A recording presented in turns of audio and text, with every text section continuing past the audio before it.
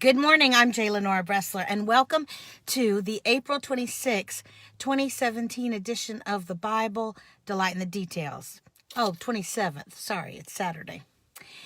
You know, on this program, I often talk about Jewish customs, Jewish traditions, because I am on a crusade to help Christians understand the Bible more thoroughly and more completely because of its Jewish traditions and the references. Yes, of course you can understand the bottom line, get the gist of the gospel message without understanding the traditions and customs of the Jewish people, especially the Jewish customs of the day of the Jesus was here the first time.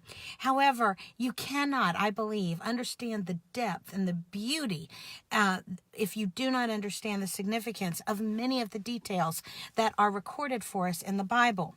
But today, I'm not going to talk about Jewish traditions. I'm going to talk about Roman ones, because when you look at the details of Christ's last day before his resurrection, the day we call Good Friday, you see that it parallels almost exactly the Roman triumph.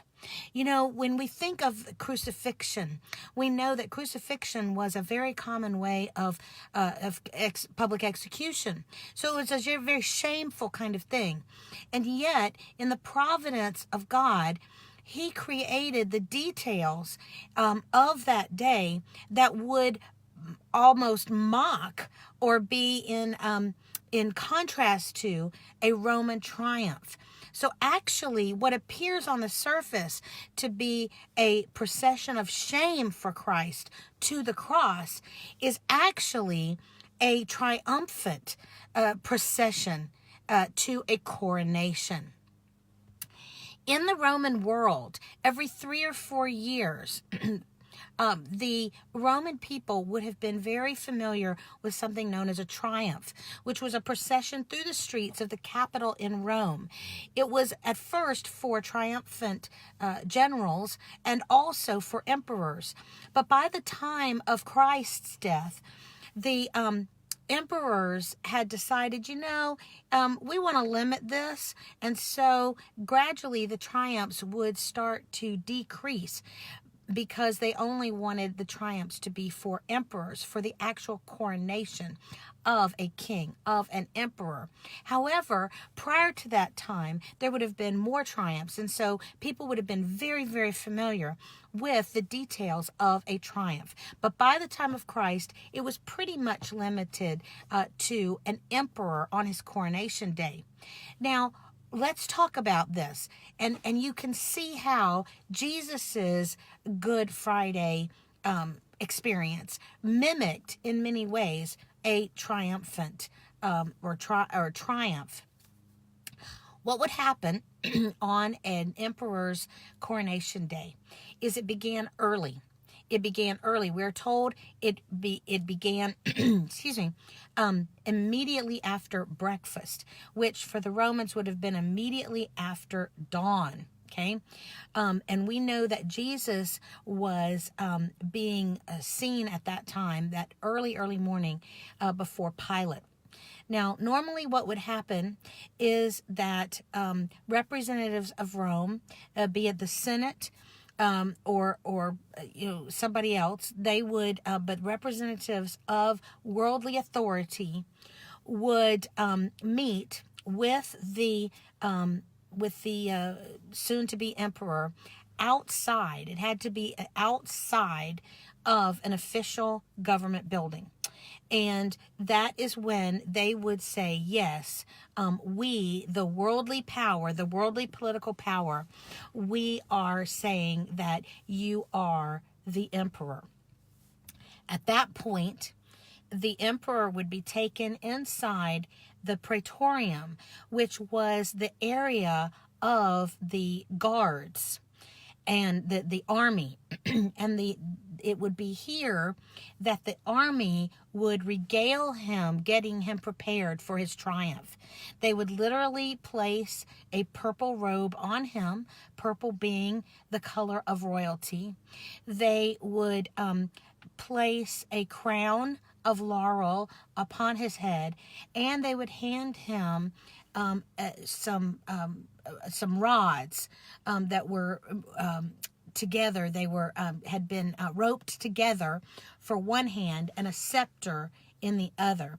And this was the badges of authority. Now think about what Jesus endured after Pilate met with him and proclaimed that he was going to die. He went into the area with the guards. And what did the guards do? They mocked him. They put the robe on him. They beat him. They mocked him by giving him little weeds, little bamboo type things to hold, to replicate what? The scepter.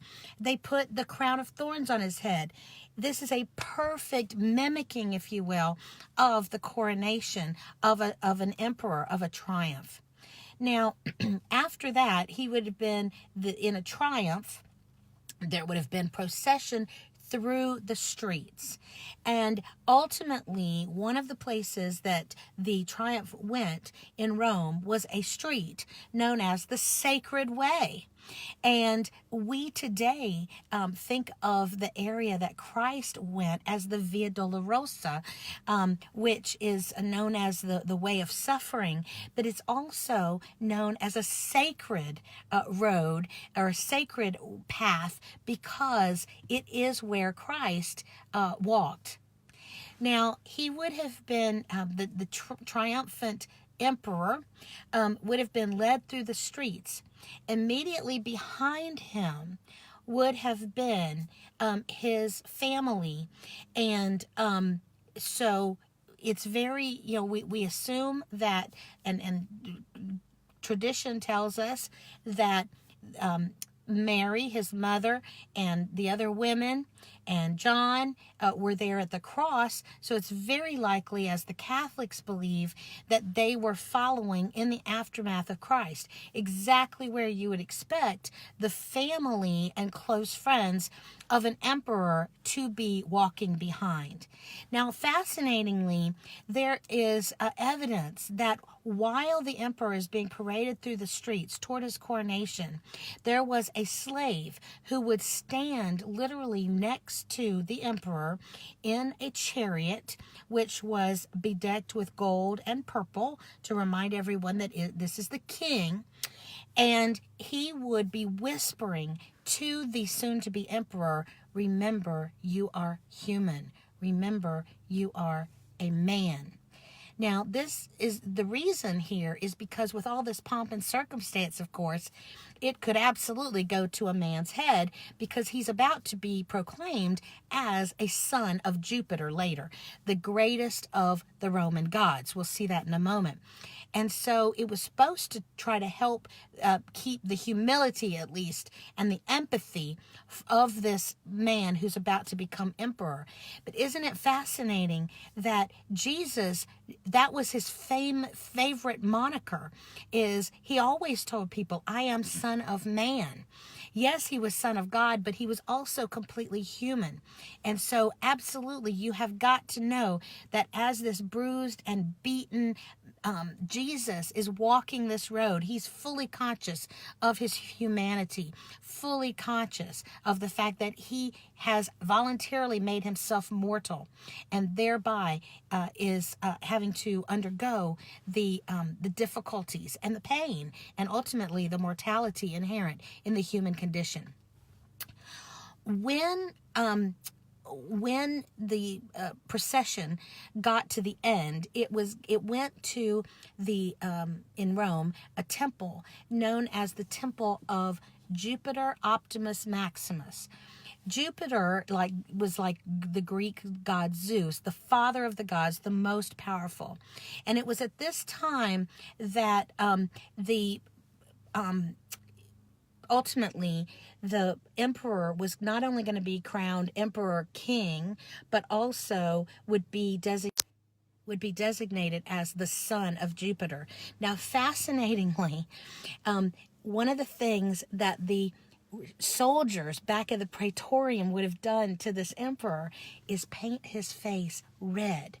And the reason for this is because when they got to the base of the temple outside, there was a statue. And the statue was red, and it represented the god Jupiter. And so, because the emperor-to-be was saying that he was going to be, and he was son of Jupiter, his face was painted red. Isn't that fascinating? Because we know that Jesus was bleeding profusely. Well, obviously, he was bloody. He was red. And particularly in his face would have been because of the crown of thorns. So he literally, every detail is so perfectly aligned to this. Now, interestingly, when the triumph gets to the base of this temple of the great Father God, the most powerful God, there are sacrifices. Now, normally this was, frankly, human sacrifices. The Romans didn't like to think that they were agreed to this, but they did. They would take the victims of campaigns, captured warriors, even captured leaders of whoever the emperor or prior to this time a general had defeated, and they would be sacrificed right there. It was only after the sacrifice occurred that the emperor could mount the steps. He was literally going to be high and lifted up. Jesus said, if I am lifted up, meaning on a cross, all people will come to me. So Jesus is mimicking, by being put on the cross, he is going up those steps to that temple in a very symbolic way.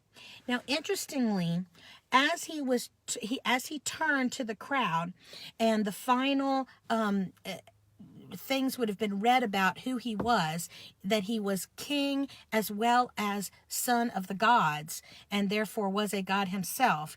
He would have two people with him, one on the right and one on the left. These were very powerful people who could testify to his worthiness. These were often very high politically ranked people.